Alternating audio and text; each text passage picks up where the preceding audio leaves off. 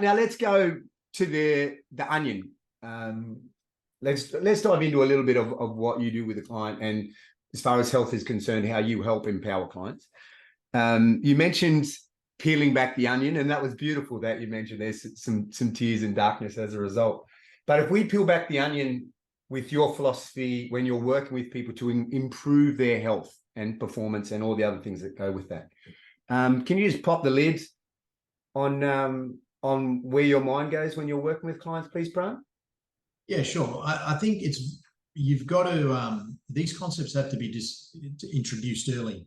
So I talk to them about the fact that we have pushed food production out of our own hands. We've outsourced it to farmers, and over time, farmers have outsourced it to corporations, right? So agriculture became corporatized, right? And even if you are a farmer, the way you grow crop is very much dependent on corporations. The seed and pesticide and fertilizer are provided by a small group of companies, and the farmers have got contractual agreements with, duopolies such as the big supermarkets that we've got here, that the food must be grown a certain way.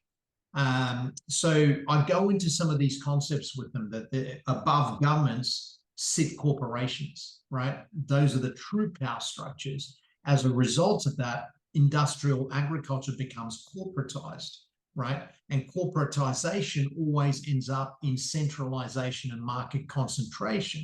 And as you get market concentration, it takes the power out of the consumer's hands, that they can basically dictate how farming's done, how food production is done, and the quality of the food declines. And if the quality of the food declines, well, you've got to have disease in human beings. The quality of the environment declines, you've got to have disease in human beings. And that's what I talk about. I talk about the environment, and I talk about the issues related to centralization. Centralization long-term has to start causing decay. And there's an economic theory called the game theory, or tragedy of commons, which says that once you hit a certain point, the pursuit of profit always occurs with detriment to the population, right? And I started exploring these concepts with people, and I think we're living at a time where there's so much wealth concentration occurring at a corporate level, and that wealth concentration is stripping the wealth out of the lower, middle, and soon, I believe, even the upper class. So as that starts occurring, there is a problem. There is a restlessness in the people. There is a loss of faith and trust. And at that point, where the wealth is concentrating, their biggest problem becomes, well, we're concentrating the wealth. Now we've got to be able to control the revolution that follows, okay? Because there is always a revolution from the people once you have taken food, wealth, and standard of living away from them, okay? Once you hit a critical mass. And that's what I believe is happening. And I think people are starting to wake up that, hey, things aren't great with the economic systems that we've built. And if things aren't great with the monetary system, well, things are not going to be great with quality of life, because money is the grease that runs civilization. So it seems as though step one is awareness. You literally share this information with your clients, correct? Your patients, excuse me. I talk in depth with my clients on this sort of stuff. I mean, obviously, some of these things are highly complicated theories to entertain, but I try and simplify it. And I believe a good teacher should be able to simplify complex topics and distill it and be able to present it to a consumer in a very palatable form. So that's what I try and do, mate. And so once you share and create awareness, do you provide a strategy? And just say me absorbing the information that you've just shared with us so far, I go, you know what? I should find a local farmer and try to buy from him, or go to the farmer's market. Would be one point of action that I could do to unshackle myself, so to speak. Would that be a strategy? And then you say, hey, there's a farmer's market here, or there's a farmer here that will deliver, or you go there. Do you go that far as well? Yeah, absolutely. We tell them connect. It's all about connection. connect with your farmers, connect with what you're eating, connect with supporting small business. Every time you support small business, you are not supporting large business. And remember, centralisation just starts, it just starts drawing people in. People shop. We've got two supermarket chains, Coles and Woolworths here in Australia.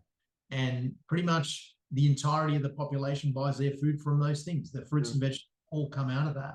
And so what happens to the grocers? What happens to the butchers? What happens to the people that sell fish? Like these businesses get muscled out. And eventually because they're not supported by the population, they disappear.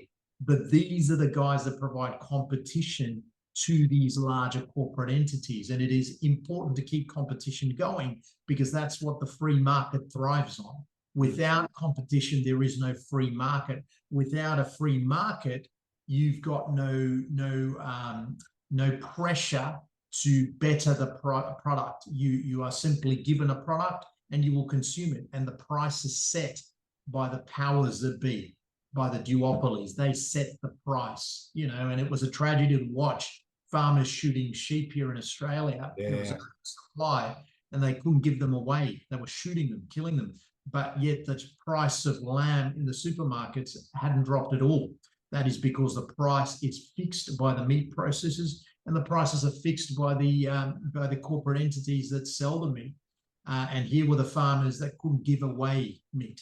It's terrible. Whereas if we had a population that supported the farmers, there would still be a thriving two-way economic relationship there. And that's what the people need to do. They need to support the guys that are trying to do it the right way. And they've got to cut the middleman and go direct to the consumer. But hey, we're a society that is drawn towards convenience. We want the shortest possible way to do it, the quickest possible way to do it. We're restless. We've lost that patience. We've lost soul. And this is the other facet of what I talked about. We've got to live with soul. We've got to live like that we're infinite beings with a purpose, which I think a lot of people have lost. That concept of a soul has been taken away. We believe that a soul doesn't exist, a lot of us anyway. So what do? We become mechanical in our actions, that we just believe we're here to be born and then we die and that's it.